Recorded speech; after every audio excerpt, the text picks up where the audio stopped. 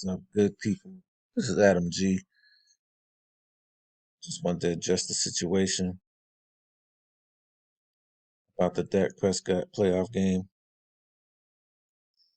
I know there's been a lot of negative talk. The media had a field day. This is what they was waiting for. They're waiting for Dak Prescott to have another bad game in the playoffs so they can rip him apart.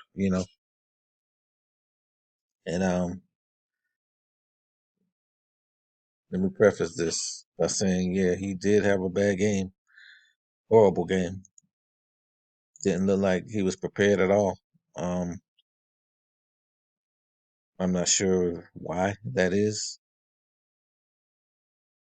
If it was them playing on Monday night, I don't know, but it looked bad. Stat line on Dak: 23 37 passing, 206 yards, 1 touchdown, 2 interceptions, 63.6 passer rating. Statistically, the worst of Prescott's playoff starts. Well, I've heard all kinds of things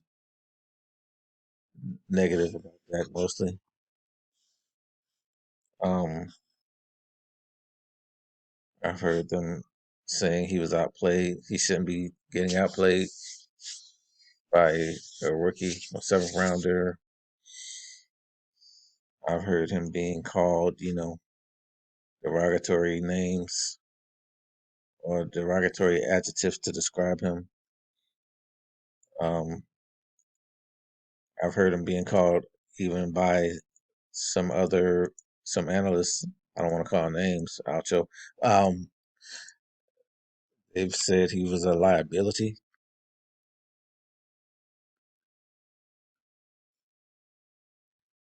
They said he was a liability. Josh Allen's not a liability.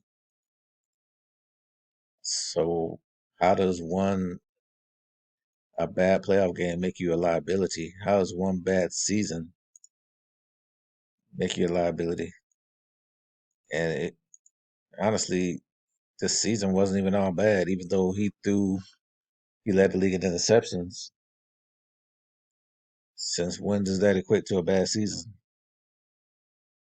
You know, like there are quarterbacks who averaged an interception per game their whole career, like statistically. Like so,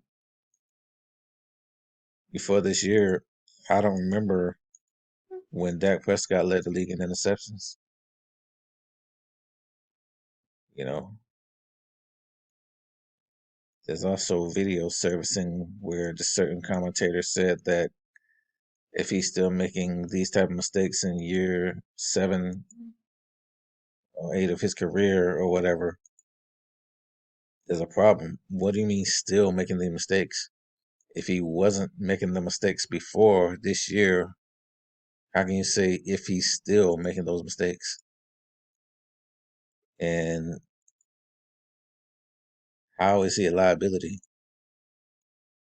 Maybe he could be considered a liability for this game, but he's definitely not a liability as a NFL quarterback. If he's a liability, then one could argue, you know, someone else in the NFL, aka not to hate on Josh Allen, but look at his stat line. It's 25 or 42, 264-yard passing, no touchdowns, 1 interception, 68 passer rating. I mean, was his stat line that much better than Dak's? Dak had one more interception than he did, and he threw a touchdown. And supposedly against a lesser defense. So, but of course,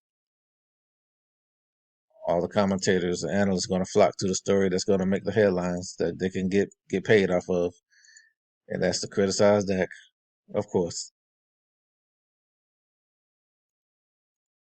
But I'm just here to tell you, I call bullsh.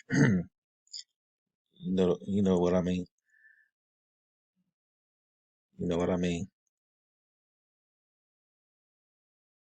It's all BS. It's all just to paint a picture, to shed a different light, to sway the narrative, to tarnish Dak Prescott's name. It's all crazy. It's all crap. It's all BS.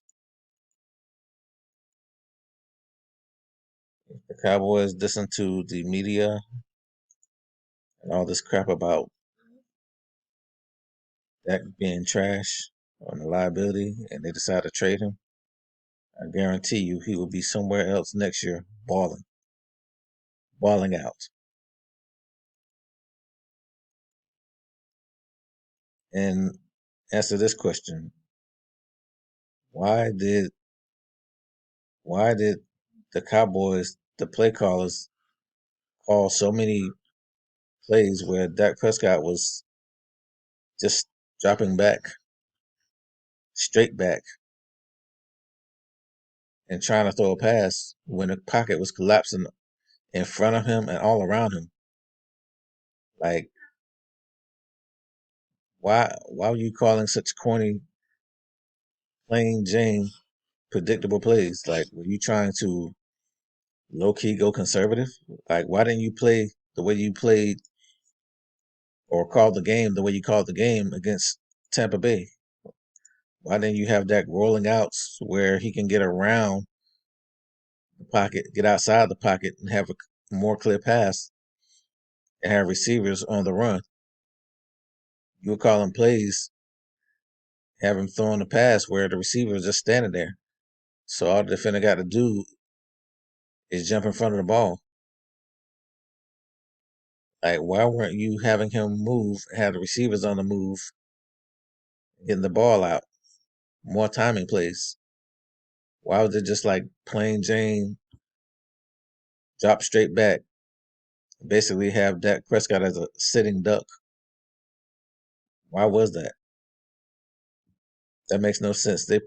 They called the game nothing like they did against the Tampa Bay Buccaneers. It was nothing like that. It was like night and day. So yeah, Dak looked bad, but the play calling was just as equally bad, if not worse. He should have been rolling out. What happened to all the exotic plays, the naked bootlegs, the you know what I'm saying, the rollout screens, all kinds of things that were working so well against Tampa Bay? You did none of that. You did none of that in this game against the 49ers.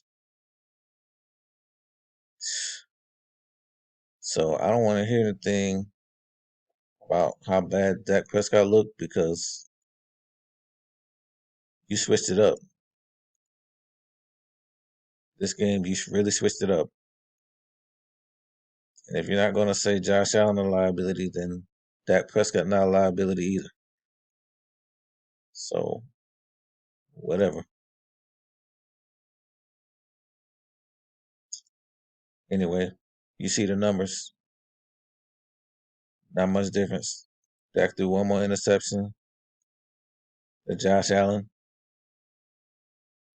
Defense, they did make some plays, but they dropped a few interceptions as well that could have changed the game around or could have ended the game.